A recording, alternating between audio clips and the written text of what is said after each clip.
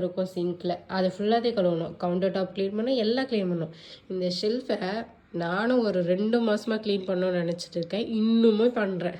பேப்பரெல்லாம் கருப்பாயிடுச்சு. ஏன்னா என் பிள்ளை அது மேலே ஏறி ஏறி அதோட காலில் இருக்க அழுக்கெல்லாம் கறியாக்கி அவ்வளோ கலர் ஆக்கிச்சு. நெக்ஸ்ட்டு துணி வந்து டெய்லி துவைக்கணும். இவ்வளோ துணி டெய்லி துவைக்க வேண்டியது வரும். அதுக்கப்புறம் நம்ம வச்சபடி இருக்காது, அங்கங்கே ஒன்று ஒன்று இருக்கும். இந்த மாதிரி தான் இவ்வளோன்னு அவர் ட்ரா பண்ணுறேன்னு சொல்லிட்டு எழுதுறேன்னு சொல்லிட்டு இந்த வேலை பண்ணுவார். இவ்வளோ துணி வந்து துவைச்ச துணி இவ்வளோன்னு இருக்குது, அதை மடிக்கணும். அது இல்லாமல் இதுவும் இருக்குது, இதுவும் துவைச்ச துணி தான். இந்த டாய்ஸ் எல்லாத்தையும் எடுத்து வைக்கணும், எல்லாத்தையும் பெருக்கணும், ஃபுல்லாக க்ளீன் பண்ணணும். இந்த பேக்கெல்லாம் எதுக்கு கீழே விழுந்துச்சு எனக்குமே தெரியல.